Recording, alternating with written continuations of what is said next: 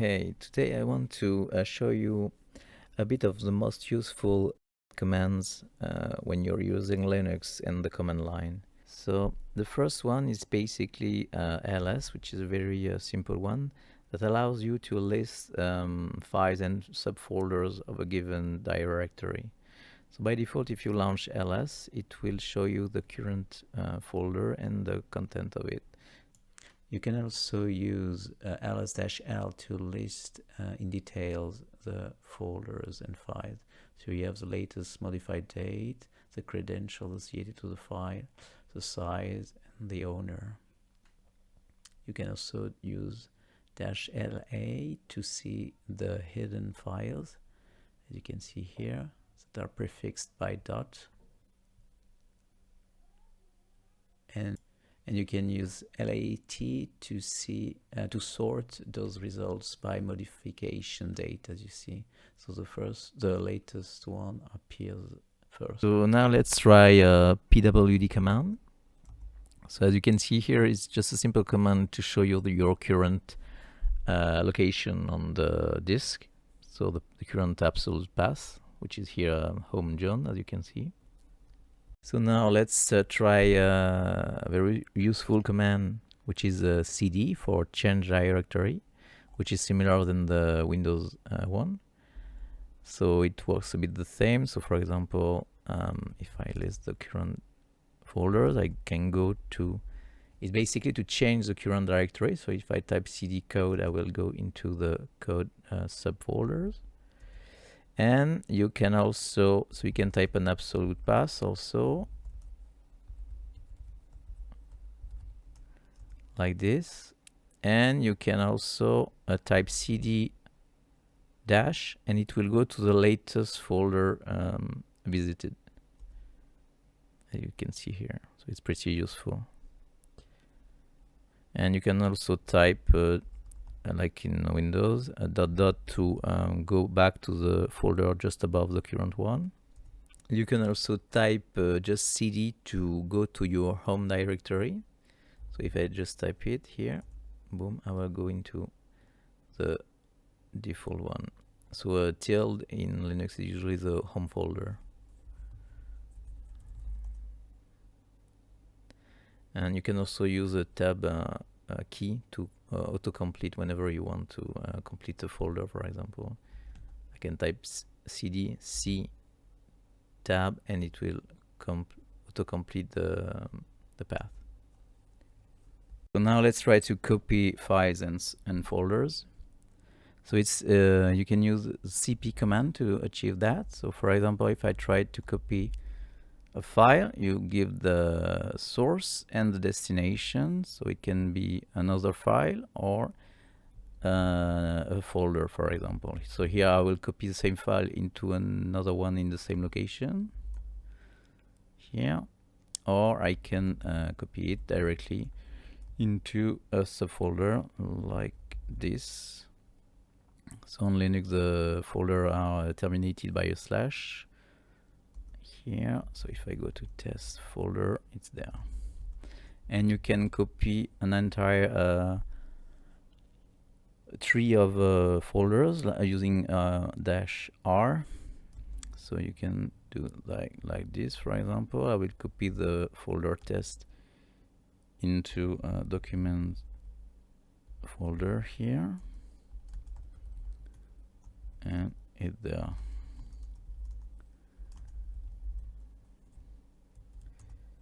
So now let's try to move a file or folder instead.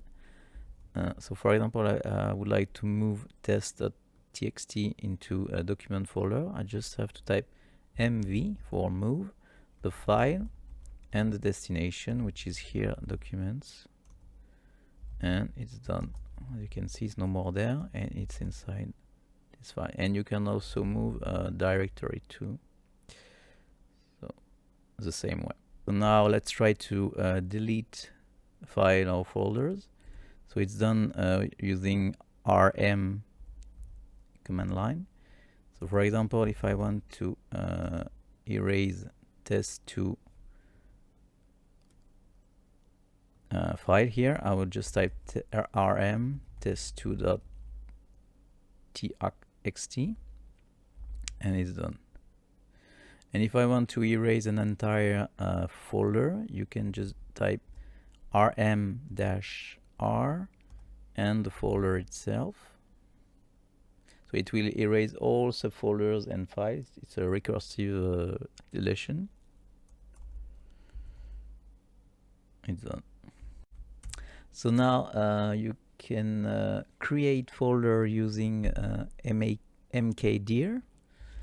It's a bit like Windows. So you type mkdir and the folder you want to create. So for example, test here, and the folder is created here.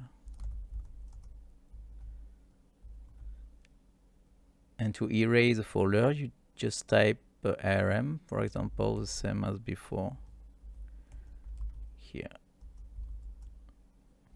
You can also create directly subfolders in a newly created folder, like a tree of folders, basically. So you just type mkdir-p and, for example, test-test1, test2. So if I go to test, you see it created automatically the subfolder test1. And if I go to test1, automatically the folder test2. So now let's use the history command to display the latest command you've just typed in your current terminal. You just type history, and it gives you all the command line you just typed and the number. And so you can just type exclamation point and the ID of the command you want to do, for example. So for example, if I type this one to recreate the folders here, I type exclamation point 962 and it will execute this command line here, as you see. So it's pretty useful when you want to repeat the command line. You can also directly type Ctrl-R, which basically gives you a way to search in history a command line based on what you want to type. For example, I will type mkdir and the command line appear here. So when you want to retype a command line you just already typed. So it's pretty useful. You can also do double exclamation point to redo the latest command line you've just done. So now let's discuss about sudo command.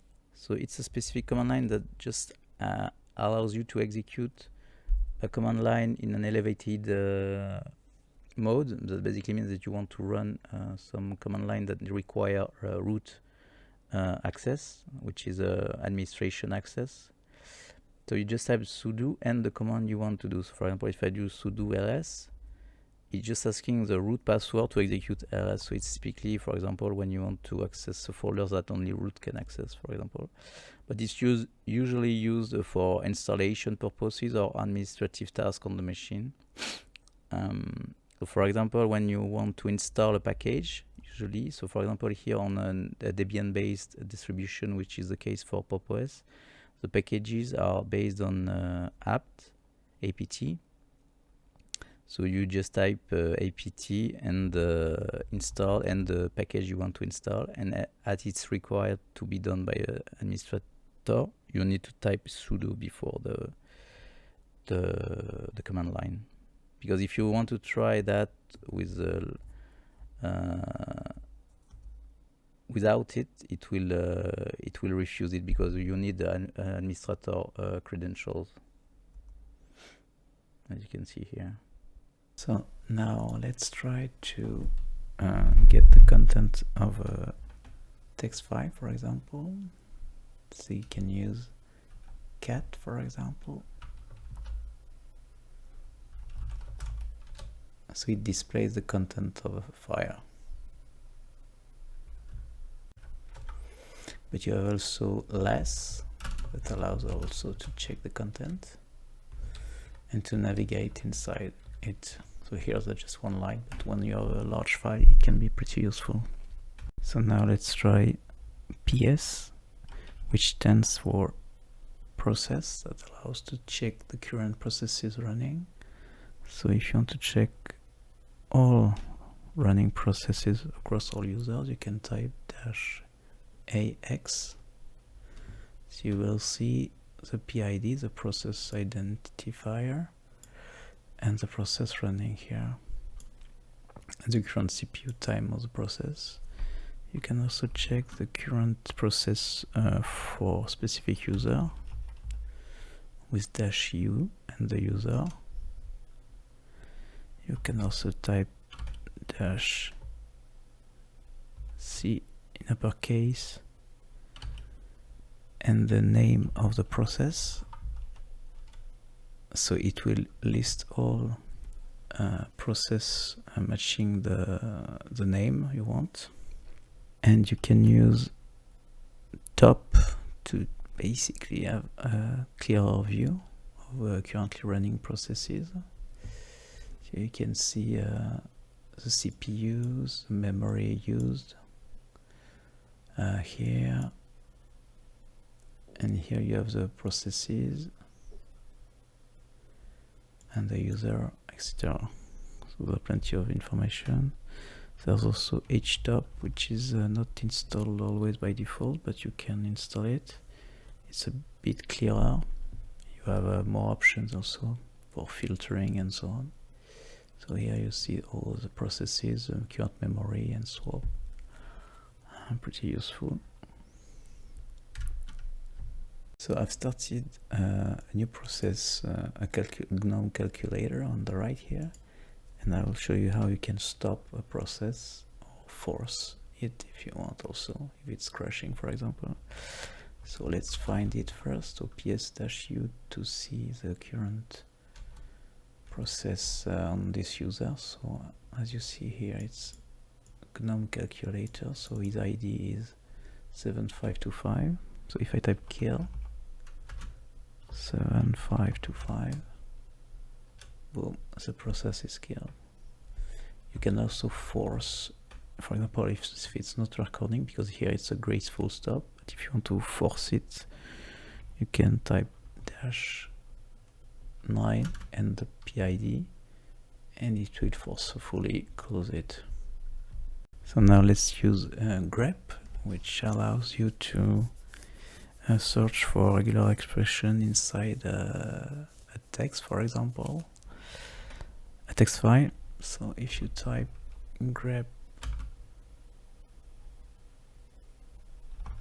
a name, a word and the file you want to search in,